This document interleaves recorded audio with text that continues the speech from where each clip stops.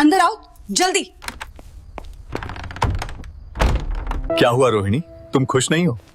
मैं तो तुम्हें बधाई देने आया हूँ। देखो, हमारी मेहनत रंग लाई। तुम सच में इतनी बड़ी अफसर बन गई। तुम यहाँ इस हालत में क्यों चले आए? तुम्हें मेरी इज्जत का कोई ख्याल नहीं है? बाहर बड़े बड़े लोग बैठे हैं, मैं क्या बताऊं कि तुम मेरे पति हो? रोहिणी, ये पसीना उसी ईंट भट्टे का है जहां आग में जलकर मैंने तुम्हारे लिए पैसे कमाए थे।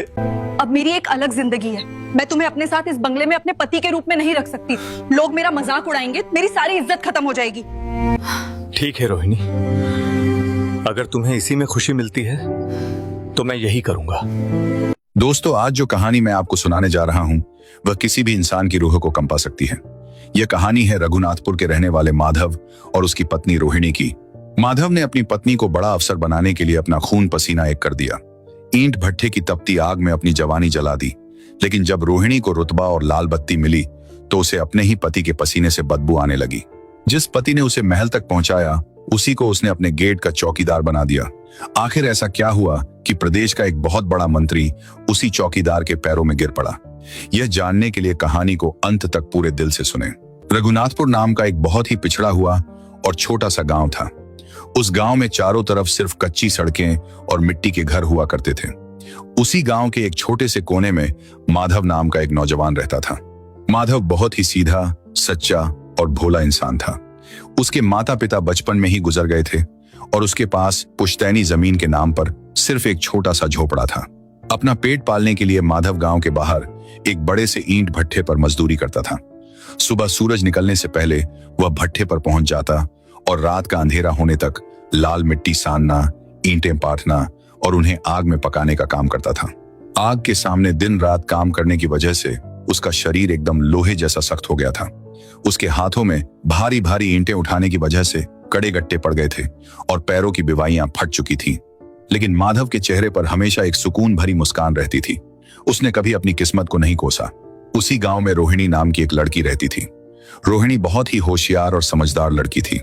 बचपन से ही उसका पढ़ाई लिखाई में बहुत मन लगता था। उसके पिता एक बहुत ही गरीब किसान थे जो किसी तरह बस 2 वक्त की रोटी का इंतजाम कर पाते थे। रोहिणी का सपना था कि वह एक दिन बहुत बड़ी अफसर बने, जिले की कलेक्टर बने और अपने परिवार की गरीबी दूर करे। लेकिन उसके पिता के पास इतने पैसे नहीं थे कि वह उसे आगे की पढ़ाई के लिए शहर भेज सके। जब रोहिणी सयानी हुई तो उसके पिता ने बिना कोई बड़ा दहेज दिए उसकी शादी माधव से कर दी।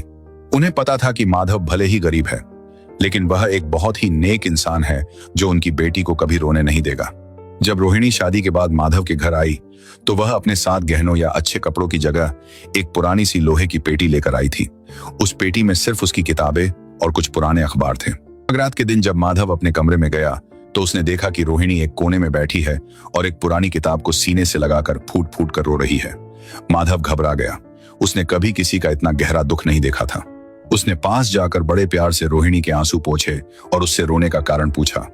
रोहिणी ने सिसकते हुए कहा कि वह एक अफसर बनना चाहती थी लेकिन अब उसकी शादी हो गई है और यह सपना हमेशा के लिए इन कच्ची दीवारों के बीच दफन हो जाएगा।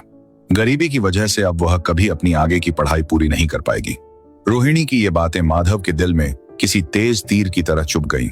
उसे लगा जैसे किसी ने एक उड़ते हुए पक्षी के पंख काट दिए हों। माधव खुद तो अनपढ़ था लेकिन उसका दिल बहुत बड़ा था। उसने उसी वक्त रोहिणी के दोनों हाथ अपने हाथों में लिए और एक बहुत बड़ा फैसला किया। उसने रोहिणी की नम आंखों में देखते हुए कहा कि तुम आज से सिर्फ अपनी पढ़ाई पर ध्यान दोगी रोहिणी। तुम्हारे इस सपने को मैं अपना सपना बनाकर पूरा करूंगा। तुम्हें अफसर बनने के लिए जितनी भी किताबें चाहिए, जितना भी पैसा चाहिए, वह मैं कमा कर लाऊंगा। तुम बस मन लगाकर पढ़ाई करो। रोहिणी को यकीन नहीं हुआ कि एक अनपढ़ मजदूर इंसान इतनी बड़ी बात कह रहा है। लेकिन माधव की आंखों में एक ऐसी सच्चाई थी जिसने रोहिणी के दिल में एक नई उम्मीद जगा दी। अगले दिन से माधव की जिंदगी का मकसद ही बदल गया। पहले वह भट्टे पर सिर्फ दिन में 8 घंटे काम करता था लेकिन अब वह 15-15 घंटे काम करने लगा। वह अब दुगनी ईंटें ढोता था। गर्मी के दिनों में जब भट्टे की भयंकर आग से आसमान जलने लगता था तब भी माधव बिना रुके अपने सिर पर ईंटों का भारी चट्टा रखकर चलता रहता था। उसके पैरों में चप्पलें घिस चुकी थीं। नंगे पैर जब वह लाल गर्म जमीन और ईंटों के बीच से गुजरता था तो कई बार उसके पैरों से खून रिसने लगता था। उसके तलवों के छाले फूट जाते थे और भट्टे की लाल मिट्टी में उसका खून मिल जाता था। लेकिन जब भी उसे भयंकर दर्द होता उसे अपनी पत्नी रोहिणी का वह सपना याद आ जाता। वह अपने माथे का पसीना पोंछता और फिर से काम में लग जाता। माधव ने अपनी जरूरतें बिल्कुल खत्म कर दी थी। वह खुद फटे हुए कपड़े पहनता। सालों तक उसने अपने लिए एक नया कुर्ता नहीं खरीदा, लेकिन वह पैदल कई कोस दूर शहर जाकर रोहिणी के लिए मोटी मोटी और महंगी किताबें खरीद कर लाता। भट्ठे के बाकी मजदूर माधव का मजाक उड़ाते थे। वे कहते थे कि अपनी औरत को इतना पढ़ाकर क्या करेगा, एक दिन वह अफसर बन गई तो तुझे भूल जाएगी। लेकिन माधव हंसकर कहता कि मेरी रोहिणी ऐसी नहीं है, वह मेरी जान है, मेरा गुरूर है। माधव का विश्वास इतना पक्का था कि वह किसी की बातों पर ध्यान नहीं देता था। रोहिणी भी माधव की इस तपस्या को समझती थी। वह दिन रात घर में बंद होकर पढ़ाई करती थी। घर में बिजली नहीं थी। रात के समय जब चारों तरफ अंधेरा छा जाता तो माधव मिट्टी के तेल की एक छोटी सी ढिबरी जलाकर उसके पास बैठ जाता। गर्मी के दिनों में जब रोहिणी को पसीना आता तो माधव रात भर जागकर उसे हाथ वाले पंखे से हवा करता रहता ताकि उसकी पढ़ाई में कोई रुकावट ना आए। माधव जब भी काम से लौटता उसके कपड़े पसीने और मिट्टी से स्नेह होते थे। वह रोहिणी को परेशान नहीं करना चाहता था। वह चुपचाप बाहर दालान में ही सो जाता था। उसे डर लगता था कि कहीं उसके मैले कपड़ों से रोहिणी की साफ सुथरी किताबों पर कोई दाग न लग जाए। वह खुद रूखी सूखी रोटी खाकर सो जाता था, लेकिन रोहिणी के लिए हमेशा शहर से अच्छे फल लेकर आता था। कुछ समय बाद रोहिणी को आगे की तैयारी के लिए शहर जाना पड़ा। शहर में रहना और किसी बड़े कोचिंग में पढ़ना बहुत महंगा था। माधव ने बिना किसी को बताए दिन रात खून पसीना एक कर दिया। उसने अपनी नींद बेच दी। वह दिन में ईंट भट्ठे पर काम करता और रात को पास के रेलवे स्टेशन पर जाकर ट्रकों से भारी भारी बोरियां उतारने का काम करता। उसकी जवानी उस ईंट भट्ठे की आग में और स्टेशन की धूल में भस्म होने लगी थी। उसकी उम्र अभी 30 साल भी नहीं हुई थी, लेकिन वह 40 साल का बूढ़ा दिखने लगा था। उसके गाल पिचक गए थे, आंखें अंदर धंस गई थीं और उसके शरीर से हमेशा पसीने और धूल की एक अजीब सी महक आती थी। लेकिन उसे इस बात का कोई मलाल नहीं था। वह हर महीने अपनी कमाई का एक एक पैसा रोहिणी को शहर भेज देता था।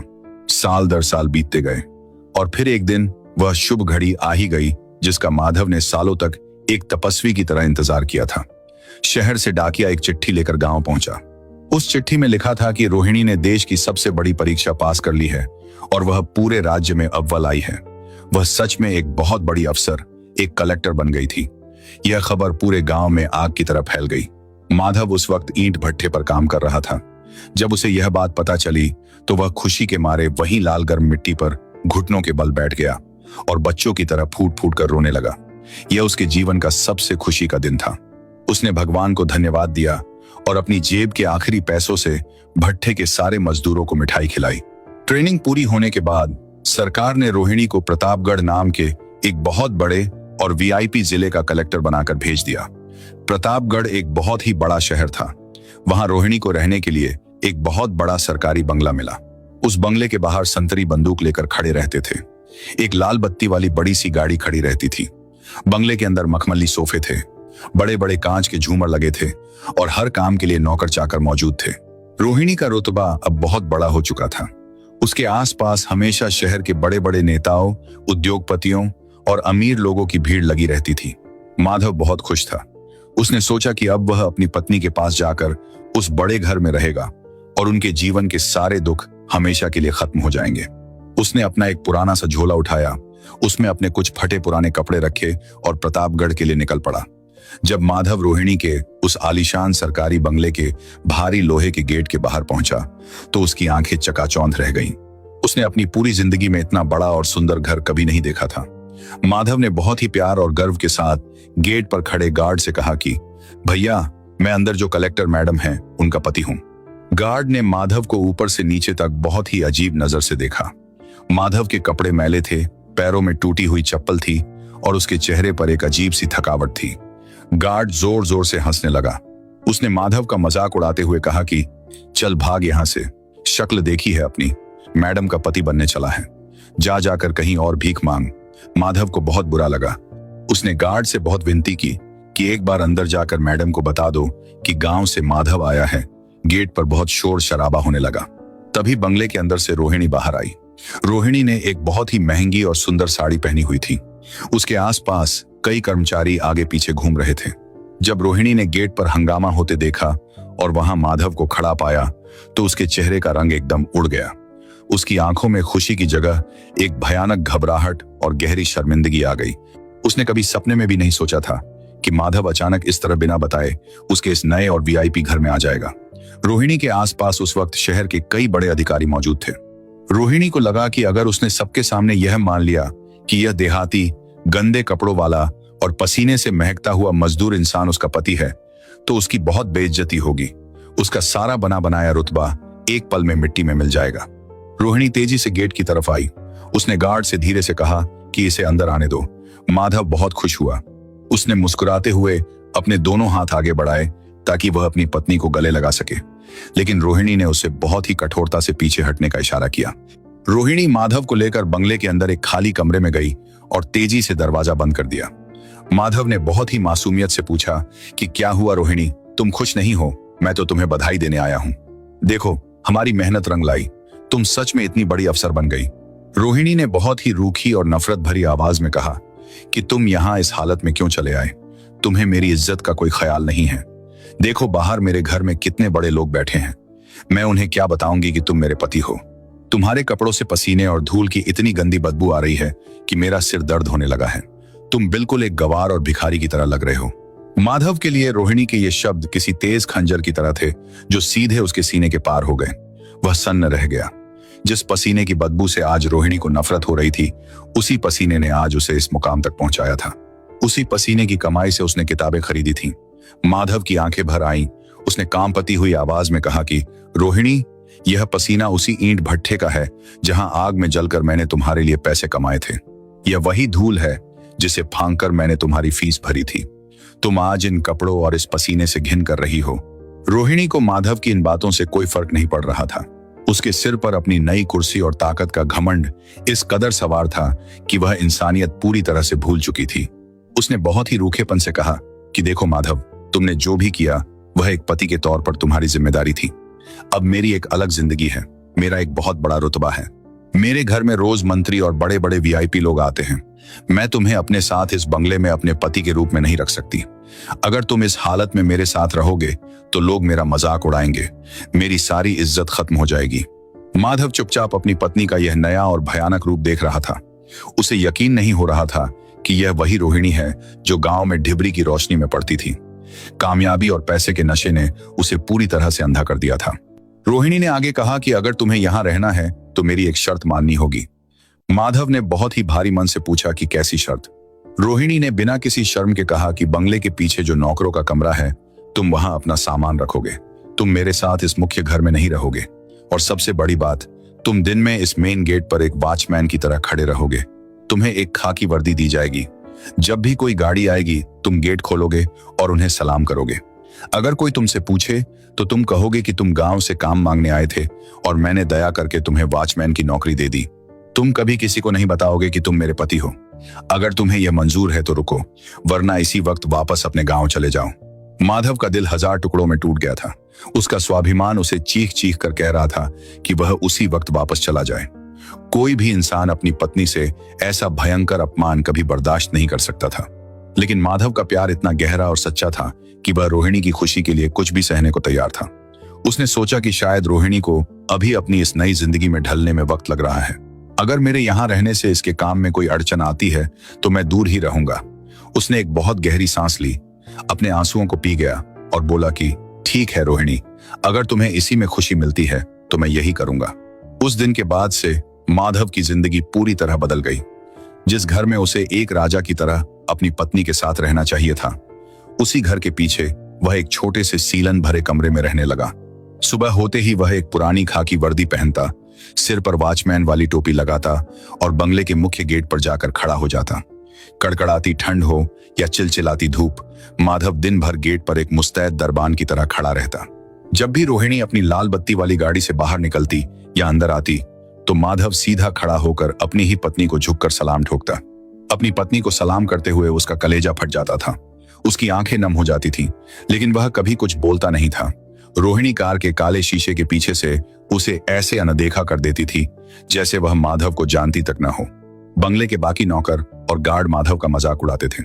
किसी को इस बात की भनक तक नहीं थी कि गेट पर खड़ा यह मामूली वॉचमैन असल में इस जिले की सबसे बड़ी अफसर का पति है, जिसकी हड्डियों के ढांचे पर इस बंगले की नींव टिकी हुई है। दिन, हफ्ते और महीने गुजरते गए। माधव अपनी इस जिल्लत भरी जिंदगी को अपनी किस्मत मानकर जी रहा था। रात को जब वह अपने छोटे से कमरे में अकेला होता तो वह फूट फूट कर रोता। उसे गांव के वो दिन याद आते जब वह भले ही गरीब था, लेकिन उसके पास इज्जत थी। अब वह एक आलीशान बंगले में था, लेकिन एक जानवर से भी बदतर हालत में था। लेकिन कुदरत का अपना एक न्याय करने का तरीका होता है। जब भी कोई इंसान अपने घमंड में अंधा होकर किसी सच्चे इंसान के साथ इतनी बड़ी नाइंसाफी करता है, तो वक्त उसे उसकी सही जगह जरूर दिखाता है। और वह दिन भी आ गया जिसने रोहिणी के सारे गुरूर को एक झटके में मिट्टी में मिला दिया। राज्य के एक बहुत ही बड़े और ताकतवर मंत्री, जिनका नाम रघुवीर सिंह था, प्रतापगढ़ जिले के दौरे पर आ रहे थे। रघुवीर सिंह एक बहुत ही कड़क, ईमानदार और जनता के बीच बहुत ही लोकप्रिय नेता माने जाते थे। उनका रुतबा इतना बड़ा था कि बड़े बड़े अधिकारी उनके नाम से ही कांपते थे। उनकी सुरक्षा और उनके स्वागत की पूरी जिम्मेदारी कलेक्टर रोहिणी के कंधों पर थी। रोहिणी नहीं चाहती थी कि इस कार्यक्रम में कोई भी चूक हो। यह उसके लिए सरकार की नजरों में अच्छा बनने का एक बहुत बड़ा मौका था। उसने पूरे बंगले को एक महल की तरह सजवा दिया था। लाल रंग का कालीन बिछाया गया था। बड़े बड़े फूलों के गुलदस्ते मंगाए गए थे। शहर के सारे बड़े अधिकारी, पुलिस कप्तान और नेता उस दिन बंगले पर आने वाले थे। कार्यक्रम के ठीक एक दिन पहले रोहिणी ने माधव को अपने पास बुलाया। उसने बहुत ही कड़क आवाज में माधव से कहा कि कल मंत्री रघुवीर सिंह मेरे बंगले पर आ रहे हैं। कल तुम्हारी परीक्षा का दिन है। तुम गेट पर बहुत मुस्तैदी से खड़े रहना। तुम्हारी वर्दी एकदम साफ होनी चाहिए। जैसे ही मंत्री जी की गाड़ी आए, तुम्हें सबसे पहले एक बहुत ही शानदार सलाम करना है। अगर तुम्हारी वजह से कल मेरी कोई बेइज्जती हुई तो मैं तुम्हें हमेशा के लिए यहां से धक्के मारकर निकाल दूंगी। माधव ने हमेशा की तरह अपनी नजरें नीचे रखी और सिर्फ सिर हिला दिया। अगले दिन सुबह से ही बंगले के बाहर हलचल मच गई। पुलिस की गाड़ियां, सायरन की आवाजें और सुरक्षा कर्मियों की भीड़ से पूरा इलाका गूंज रहा था। हर कोई मंत्री रघुवीर सिंह के इंतजार में खड़ा था। रोहिणी ने एक बहुत ही महंगी साड़ी पहनी हुई थी। वह हाथों में एक बड़ा सा फूलों का गुलदस्ता लिए मुख्य दरवाजे के पास खड़ी थी। उसके आसपास सारे बड़े अधिकारी खड़े थे। माधव अपनी वॉचमैन की वर्दी पहने मेन गेट के पास खड़ा था। दोपहर के करीब 1 बजे हूटर और सायरन की तेज आवाजें करीब आने लगी। दर्जनों सफेद गाड़ियों का एक लंबा काफिला बंगले की तरफ तेजी से बढ़ने लगा। सबसे आगे पुलिस की गाड़ियां थीं और बीच में मंत्री रघुवीर सिंह की बड़ी सी गाड़ी। माधव ने पूरी ताकत से बड़ा वाला लोहे का गेट खोल दिया और एक तरफ खड़ा होकर एकदम तन कर सलाम की मुद्रा में आ गया। मंत्री रघुवीर सिंह की गाड़ी गेट के अंदर दाखिल हो रही थी। रघुवीर सिंह पीछे की सीट पर बैठे हुए थे और बाहर की तरफ देख रहे थे। अचानक मंत्री जी की नजर गेट पर खड़े उस वॉचमैन पर पड़ी। जैसे ही उन्होंने माधव का चेहरा देखा, उनकी आंखें फटी की फटी रह गईं। उनके चेहरे के भाव अचानक बदल गए। उन्होंने तुरंत अपने ड्राइवर को जोर से चिल्लाकर कहा कि गाड़ी रोको, अभी गाड़ी रोको। ड्राइवर ने अचानक ब्रेक मारा। गाड़ी गेट के पास ही रुक गई। पीछे आ रही पुलिस की सारी गाड़ियां भी अचानक रुक गई। बंगले के दरवाजे पर खड़ी रोहिणी और बाकी अधिकारी यह देखकर घबरा गए कि मंत्री जी की गाड़ी अंदर आने के बजाय गेट पर ही क्यों रुक गई। सब लोग दौड़कर गेट की तरफ भागे। रोहिणी का दिल जोर जोर से धड़क रहा था। उसे लगा कि जरूर इस गवार माधव ने कोई बड़ी गलती कर दी है, जिसकी वजह से मंत्री जी गुस्सा हो गए हैं। वह मन ही मन माधव को कोसने लगी। मंत्री रघुवीर सिंह ने अपनी गाड़ी का दरवाजा खोला और बाहर निकले। उनका चेहरा बहुत भावुक हो गया था। वह बिना किसी सुरक्षाकर्मी की परवाह किए सीधे उस वॉचमैन यानी माधव की तरफ बढ़ने लगे। रोहिणी दौड़ती हुई वहां पहुंची। उसने घबराते हुए कहा कि सर, इस जिले में आपका स्वागत है। आप यहाँ गेट पर क्यों उतर गए? क्या इस दरबान से कोई गलती हो गई है? मैं अभी इसे नौकरी से निकालती हूँ। आप प्लीज अंदर चलिए। लेकिन रघुवीर सिंह ने रोहिणी की बात पर कोई ध्यान नहीं दिया। वह सीधे माधव के सामने जाकर खड़े हो गए। माधव अभी भी सलाम किए हुए खड़ा था और उसकी नजरें जमीन पर गड़ी हुई थी। वह डर के मारे कांप रहा था। मंत्री जी ने बहुत ही धीमी लेकिन भारी आवाज में कहा, माधव भैया, क्या ये तुम हो? यह नाम सुनते ही माधव के शरीर में बिजली सी दौड़ गई। इस शहर में, इस बंगले में किसी ने आज तक उसे उसके नाम से नहीं बुलाया था। यहाँ वह सिर्फ एक वॉचमैन था। उसने धीरे से अपना सिर ऊपर उठाया और रघुवीर सिंह की आंखों में देखा। अगले ही पल जो हुआ, उसने वहां मौजूद हर एक इंसान के होश उड़ा दिए। राज्य का सबसे ताकतवर मंत्री, जिसके सामने बड़े बड़े लोग सिर झुकाते थे, वह रघुवीर सिंह अचानक घुटनों के बल नीचे झुके और उन्होंने उस मामूली वॉचमैन माधव के दोनों पैर छू लिए। पूरे बंगले में एकदम सन्नाटा छा गया, मानो वक्त वहीं रुक गया हो। कैमरों की चमक अचानक तेज हो गई, लेकिन कोई कुछ बोल नहीं पा रहा था। पुलिस वाले, बड़े बड़े अफसर और नौकर चाकर सब पत्थर की मूरत बनकर खड़े थे। रोहिणी की तो जैसे सांस ही रुक गई थी। उसकी आंखें फटी की फटी रह गईं। वह घबराहट और डर के मारे जोर से चिल्ला उठी। रोहिणी ने कहा, सर, आप ये क्या कर रहे हैं? आप इतने बड़े इंसान हैं और यह तो मेरे घर का एक मामूली सा वॉचमैन है। आप एक नौकर के पैर क्यों छू रहे हैं? रोहिणी की यह बात सुनकर रघुवीर सिंह एकदम सीधे खड़े हुए। उनकी आंखों में एक भयानक गुस्सा और आग थी। उन्होंने रोहिणी की तरफ पलट कर देखा और बहुत तेज आवाज में गरजे। उन्होंने कहा कि मामूली वॉचमैन, नौकर, तुम इसे मामूली इंसान कह रही हो? कलेक्टर साहिबा, तुम्हें अंदाजा भी है कि तुम किसके बारे में बात कर रही हो? रघुवीर सिंह की आवाज पूरे बंगले में गूंज रही थी। उन्होंने माधव का हाथ बहुत मजबूती से पकड़ लिया और सबके सामने बताना शुरू किया। उन्होंने कहा कि आज से 15 साल पहले की बात है। मैं तब कोई नेता या मंत्री नहीं था।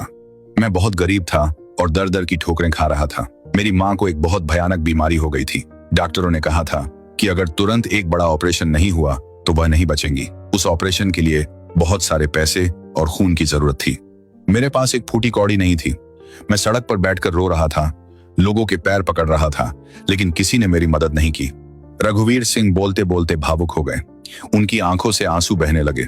उन्होंने माधव के खुरदरे और छालों से भरे हाथों को अपने हाथों में लिया और कहा कि तब यही वो इंसान था जो उस वक्त मेरे पास आया था।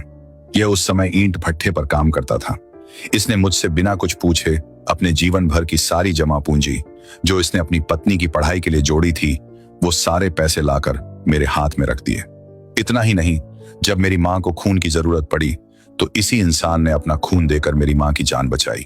मंत्री जी ने आगे कहा कि जब मेरी माँ ठीक हो गई और मैंने इससे पूछा कि भाई मैं तुम्हारा यह कर्ज कैसे चुकाऊंगा, तो जानते हो इस इंसान ने मुझसे क्या कहा था? रघुवीर सिंह ने रोहिणी की तरफ बहुत ही तीखी नजर से देखा और कहा कि इस इंसान ने अपने लिए कुछ नहीं मांगा। इसने हाथ जोड़कर मुझसे कहा था कि भाई साहब, मेरी पत्नी शहर में रहकर बहुत बड़ी परीक्षा की तैयारी कर रही है। मैं बस उसके लिए काम करता हूँ। मुझे आपका पैसा नहीं चाहिए।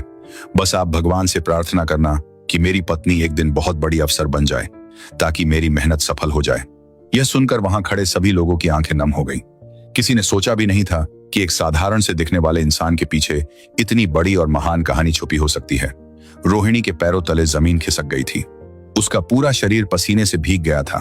उसका गुरूर, उसका घमंड और उसका रुतबा पल भर में राख हो गया था। रघुवीर सिंह ने माधव की तरफ देखा। उनकी आंखों में एक सवाल था। उन्होंने पूछा कि माधव भैया, तुमने तो कहा था कि तुम्हारी पत्नी अफसर बनने वाली है, और मैंने सुना था कि तुम्हारी पत्नी सच में कलेक्टर बन गई है। फिर तुम यहाँ इस प्रतापगढ़ के कलेक्टर के बंगले में ये वॉचमैन की वर्दी पहनकर क्या कर रहे हो? तुम्हारी पत्नी कहाँ है? माधव कुछ नहीं बोल पाया। उसके गले में जैसे कांटे चुभ रहे थे। वह इतना भला इंसान था कि वह अपनी पत्नी की सच्चाई बताकर उसे सबके सामने बेइज्जत नहीं करना चाहता था। वह चुपचाप अपनी नजरें नीचे किए खड़ा रहा। लेकिन तभी बंगले के अंदर काम करने वाला एक पुराना नौकर, जो ये सब बर्दाश्त नहीं कर पा रहा था, वह आगे आ गया। उसने मंत्री रघुवीर सिंह के सामने हाथ जोड़कर कहा कि साहब, ये कुछ नहीं बोलेंगे, लेकिन मैं आपको सच बताता हूं। आप जिस पत्नी की बात कर रहे हैं वह कोई और नहीं, बल्कि हमारे जिले की यही कलेक्टर मैडम रोहिणी जी हैं। ये माधव भैया इनके पति हैं, लेकिन जब से मैडम कलेक्टर बनी हैं, इन्होंने भैया को घर से बाहर निकाल दिया। ये कहती हैं कि भैया के शरीर से पसीने की बदबू आती है। इन्होंने अपने ही पति को नौकरों वाले कमरे में डाल दिया और उन्हें यह वॉचमैन की वर्दी पहनाकर उनसे ड्यूटी करवा रही हैं। ये भैया को अपना पति मानने से इनकार करती हैं। यह सच जैसे ही बाहर आया, वहां मानो भूकंप आ गया हो। मीडिया के कैमरों ने रोहिणी के चेहरे को घेर लिया। वहां खड़े अधिकारी आपस में कानाफूसी करने लगे। रघुवीर सिंह को ऐसा लगा जैसे किसी ने उनके कान के पास गोली चला दी हो। उन्हें अपने कानों पर यकीन नहीं हो रहा था। उन्होंने बहुत ही घिनौनी और नफरत भरी नजर से रोहिणी की तरफ देखा। उनका चेहरा गुस्से से लाल हो चुका था। उन्होंने रोहिणी की तरफ उंगली उठाते हुए कहा कि मुझे आज तक लगता था कि पढ़ाई लिखाई इंसान को बड़ा बनाती है, लेकिन तुम्हें देखकर मुझे इस कुर्सी से नफरत हो रही है। जिस इंसान ने अपना खून बहाकर, अपनी जवानी जलाकर तुम्हें इस मुकाम तक पहुंचाया, तुमने उसी को अपने घर का दरबान बना दिया। तुम्हें इसके पसीने से बदबू आती है। अरे मूर्ख औरत, जिस कुर्सी पर तू बैठी है, जो गाड़ी तू चलाती है और जिस रुतबे का तुझे इतना घमंड है, वो इसी इंसान के पसीने से बना है। तूने किताबें तो बहुत पढ़ ली, तू कलेक्टर भी बन गई, लेकिन तू एक इंसान नहीं बन पाई। तेरी जैसी औरत को तो इस समाज में रहने का कोई हक ही नहीं है। रोहिणी के पास अब बोलने के लिए कोई शब्द नहीं बचे थे। उसका सारा गुरूर आंसुओं में बहने लगा था। वह फूट फूट कर रोने लगी। उसे अपनी उस भयंकर गलती का एहसास हो रहा था जिसने उसकी पूरी जिंदगी की कमाई को एक पल में मिट्टी कर दिया था। वह भागकर माधव के पास गई और उसके पैरों में गिर पड़ी। वह रोते हुए चिल्ला रही थी, मुझे माफ कर दो माधव, मैं अंधी हो गई थी। मुझे अपनी ताकत और इस रुतबे का नशा चढ़ गया था। मैं भूल गई थी कि मेरी पहचान सिर्फ तुमसे है। मुझे छोड़कर मत जाना, मैं तुम्हारे बिना कुछ नहीं हूं। मुझे एक मौका दे दो, मैं सब कुछ ठीक कर दूंगी। लेकिन माधव अब वह पुराना माधव नहीं था जो रोहिणी की हर बात मान लेता था। जब इंसान का दिल पूरी तरह से टूट जाता है तो उसके अंदर की हलचल खत्म हो जाती है। उसने बहुत ही शांत भाव से रोहिणी को अपने पैरों से दूर हटाया।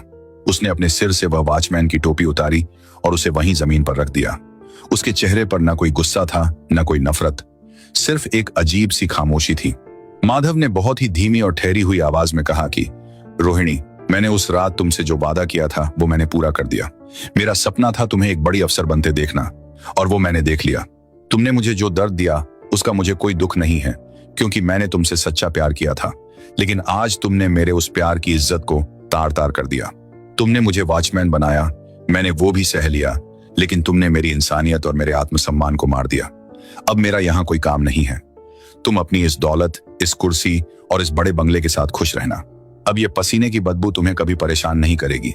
यह कहकर माधव ने पीछे मुड़कर नहीं देखा। वह बंगले के उस बड़े गेट से बाहर निकल गया जिस पर वह महीनों तक पहरा देता था। रोहिणी चीखती रही, रोती रही, सड़क की धूल में गिरती रही, लेकिन माधव के कदम नहीं रुके। मंत्री रघुवीर सिंह ने खुद अपनी गाड़ी का दरवाजा खोला और माधव को पूरे सम्मान के साथ अपने साथ बैठाकर वहां से ले गए। कुछ ही दिनों में सरकार ने रोहिणी को उसके पद से हटा दिया। उसका घमंड, वह बड़ा सा बंगला, वह नीली बत्ती वाली गाड़ी, सब कुछ एक झटके में खत्म हो गया। अब वह अपने खाली घर में बैठकर दिन रात रोती रहती थी। उसे अब महंगे परफ्यूम की खुशबू नहीं, बल्कि माधव के पसीने की वह महक याद आती थी जिसमें एक पति का सच्चा प्यार और बलिदान छुपा था। लेकिन अब वक्त बहुत आगे निकल चुका था। उसने कांच के टुकड़ों को बटोरने के चक्कर में एक असली हीरा हमेशा के लिए खो दिया था। दोस्तों, यह कहानी हमें यह सिखाती है कि हम जिंदगी में चाहे कितने भी बड़े मुकाम पर क्यों ना पहुंच जाएं, हमें कभी भी उन लोगों को नहीं भूलना चाहिए जिन्होंने हमारे बुरे वक्त में हमारा हाथ थामे रखा। कामयाबी का नशा बहुत जल्दी उतर जाता है, लेकिन अगर सच्चे रिश्ते एक बार टूट जाएं तो वह कभी नहीं जुड़ते।